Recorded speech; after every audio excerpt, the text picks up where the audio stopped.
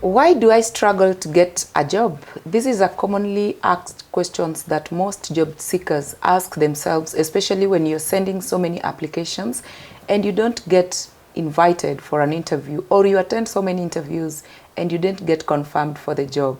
Join me in this discussion as we shed light on some of the reasons, possible reasons as to why you could be struggling to get a job, or possible reasons as to why you could be struggling even to get a phone call inviting you for that interview, and how you can be able to navigate through your job search journey.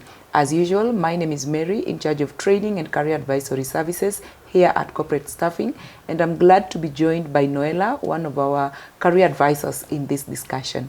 Thank you for joining me. Thank you for having me. Great. Why do I struggle to get a job? I know, as I've already said, this is a question that most job seekers ask themselves. So from your experience as a career advisor, what could be some of the possible reasons, common reasons as to why job seekers struggle to get hired? Okay, there are so many reasons why job seekers struggle to get hired, and I'm going to share just the main reasons which are common. And the first one is having a poorly written or formatted CV or a cover letter. Mm-hmm. So it is attention to detail when tailoring these documents is very crucial. So having a poorly written CV or cover letter may limit you, especially when highlighting your strengths and qualifications. Mm-hmm. And so, for example, you might find job seekers not being shortlisted for interviews simply because their CVs were poorly written. Mm-hmm. And another main reason is weak interviewing skills. So you have applied for the job and you've been shortlisted for an interview. And then once you get there, you're struggling with things like maintaining eye contact, effectively responding to the questions asked, or highlighting your strengths during mm-hmm. this interview. Mm-hmm. And so this is just one of the main reasons. And then lastly could be late submission of your application. Mm-hmm. Because if the deadline for submitting your documents would have been the 2nd of June, mm-hmm. yet you are now submitting your application on the 6th of June, definitely you've been closed out. Mm-hmm. Yeah. Mm-hmm. I like the last point, especially on late submission of application, because sometimes job seekers are always like, my CV is just okay, I have tailored it to match the role, yes. But why is it that still I was not shortlisted for that interview, yet I had qualified for it? Mm-hmm. And especially if they are applying through recruitment firms, because it's a bit fast, mm-hmm. sometimes they don't even wait for the deadline yeah. of the application for them to start shortlisting. So I strongly agree with you on that. Now, with regards to having known that this is a challenge I am experiencing, I'm struggling to get hired, I'm struggling to get that job that I'm targeting, how then can I, as a job seeker, assess the sources of my job search challenge? Okay, in so many ways, mm-hmm. Mary. And first is begin with yourself, do self-reflection. This you can do by, first of all, evaluating your skills, mm-hmm. your qualifications, and your experiences, and figure out how the skills that you possess or your qualifications or experiences, compare it to the particular job that you're applying for. So, mm-hmm. for example, if the job that you desire to apply for has stated as part of the job requirements that you need to have a minimum of 5 years of working experience, mm-hmm. but you only possess 2 years mm-hmm. of working experience, when you're applying for that job, chances are high that you won't get that job. Mm-hmm. So be very keen when you're self-reflecting. Mm-hmm. Another main thing is to review your online presence. So you can review your online portfolios or social media profiles and just ensure that it creates a professional image mm-hmm. of yourself. These days with technology, most employers are keen on who they are hiring. So mm-hmm. for example, a social media platform like X, commonly known as Twitter, mm-hmm. an employer can easily search you and see what image you you create What you there. frequently post about. Exactly. Only to realize that you've been bashing your previous employer negatively. Exactly. Yeah. So then another thing is to seek professional assistance. So you can, if you've been applying for jobs and you're not being shortlisted for interviews, the problem could definitely be your CV.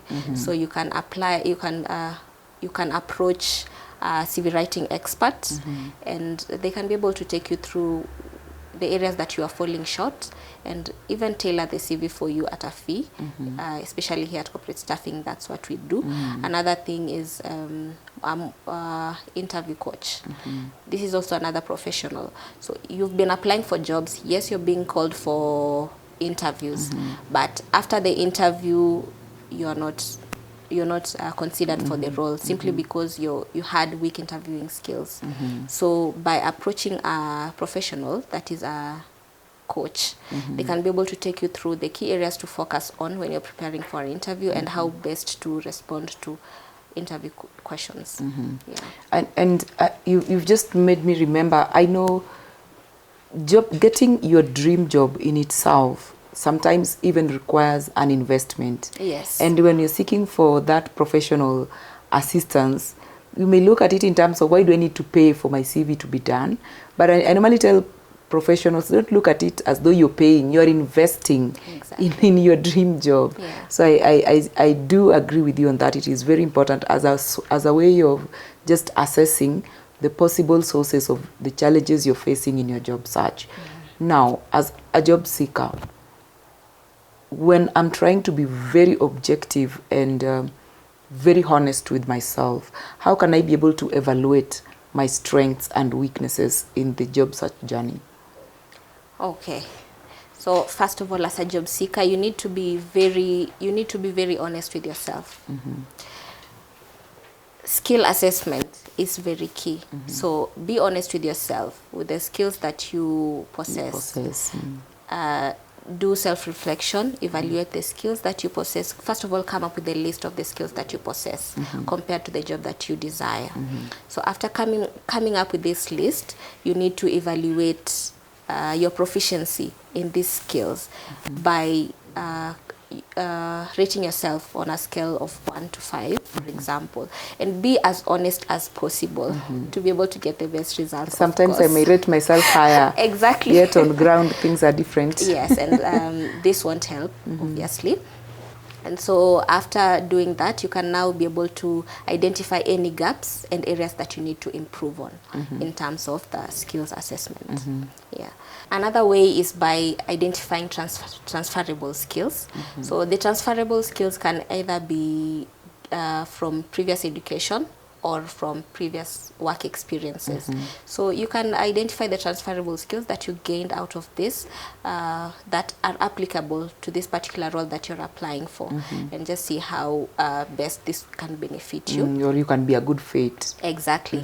And then lastly, mock interviews. So you can role play an interview with either a friend or a family, and ensure that they give you feedback on how you performed, and then it's even more important to approach an interview coach. Here, after taking you through key areas to focus on and how best to respond to interview questions, they'll give you feedback and take you through what you need to work on during the interview. Yeah. And as an interview coach, I strongly agree with you. Sometimes the candidates have taken through the mock session. They are like, I've got this, these are things I can do, until you take them through a mock session and you realize there's quite a lot that they need to familiarize themselves with. Yes. Wow. That's a bit intense. Thank you so much for sharing with us.